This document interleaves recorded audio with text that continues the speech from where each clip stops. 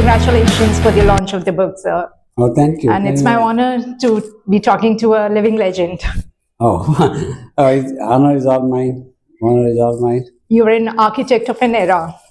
And in the book, you have beautifully painted the picture of awakening of setup. So looking back at the canvas, what have been your key strategic decisions or moments which made a lasting impact, not only just on you, but also on the ecosystem? I have listed in my book, very early on in my life, my mother, I was only 12 years old, my mother needed help to manage the household. My father was in the army and he was posted away from home. She made me the in charge of household finances at the age of 12.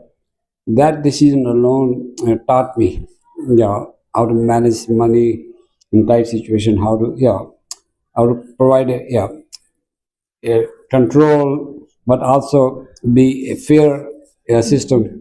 So everybody feels that they're being treated fairly.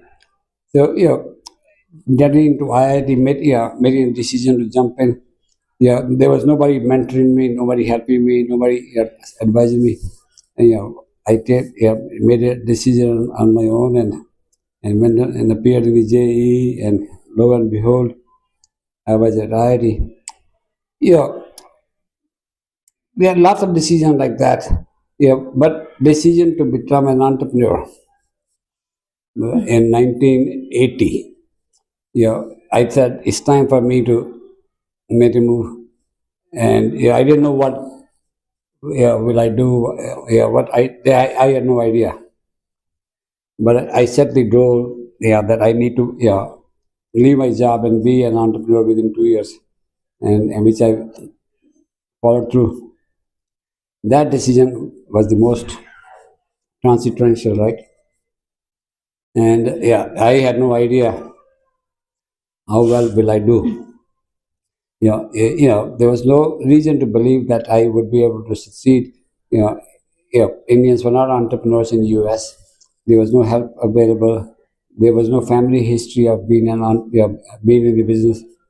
But like I said in my presentation, I was back to doing first principles thinking. And what does it mean? How do I make it happen? And I made it happen. Fantastic, very inspirational. Thank you. So Harish Mehta, you've also always spoken about building legacies and institutions which outlast the architects. So that was the idea behind TIE. How do we build an institution which is driven based upon values which outlast all its founders, and it doesn't become somebody's personal sandbox? Communist Party of India was a national freedom movement, but it became a personal sandbox of Gandhi family. Sure. And same thing happened in Pakistan. The Muslim League became. Once you have a institution driven by individual, it's not going to outlast him. People will fight for his legacy. We have seen in India, political parties go from father to son. Look at what was happening in Chennai. The whole family controls that entire. DMK. Same has been true with Shiv Sena. And BJP is a little bit better, right?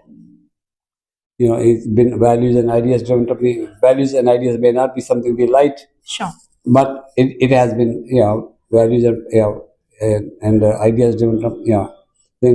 So there is something to be said.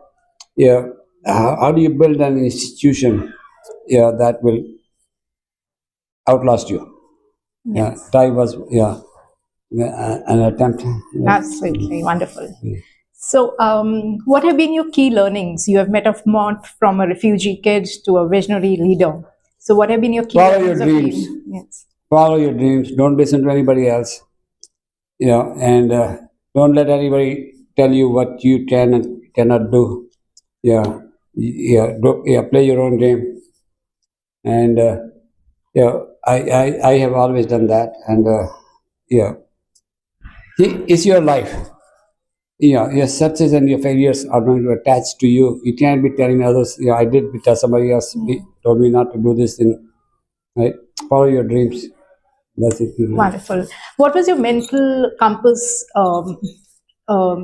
at that point of time where you could spot a opportunity versus a risk and the red flags? And what is now? You know, yeah, I don't know if there's a mental, yeah, opportunity is worth the risk is something, yeah, that comes naturally to an entrepreneur. Yeah. You can always size the opportunity, size the potential market, size the things. Yeah. In case of, let's say, telephone, yeah, why, yeah, the Indian system believe that, yeah, one man, one force phone system is not a practical solution for India. Right. Yeah. Yeah. So that's the reason, yeah, they limited the supply, yeah, because it's a wasteful luxury. When I was proposing, one man, one phone system, was a unlimited, demand, unlimited supply, right? So, being able to ballpark the size of the market, size of the opportunity is an innate ability of an entrepreneur. Wonderful. Sure. Talk to us about your initiatives to reform the educational system in India. Now, this is your time about Ashant said. It wasn't just the education system. Yeah, I was talking about the IIT system. My thing was, people living in IIT are not to be just thinking about jobs. Yeah, some of them should be thinking about entrepreneurship and the notion of SIGN, Society for Innovation and Entrepreneurship, was planted as an idea. How do we expose IITians early on? They're smart people. They know technology. Can they convert that into a productive business very quickly? It doesn't mean that they will succeed, but at least they are now hooked. Yeah. If you start at 22, even if you fail 2 or 3 times, by the time you're 30, you're going to start succeeding, right? Right. Your favorite chapter from the book? Make it happen. Yeah. Everything that you are doing. Oh, the numbers, power, and life. Yeah, and leadership. That's my favorite chapter. Okay, wonderful. Yeah. Yeah. The power equation is puts you in the real world and says whether you have a power or things have a power over you, and you better know that. Yes, you better know that because all your moves depend upon where you stand. So there are examples I gave. Sure. The numbers I talked about. If you didn't make it happen in numbers, you didn't make it happen. Right. Yeah. So eventually, your success should be explained by the numbers you produce. Sure. And your favorite Bollywood song? Hindi film song? Oh, Mere Sapno Ki Rani Kab Aayegi To. Yeah, that was a song I sent to my... And we want the Indian glory crown back in India. Yes, and we are. Thank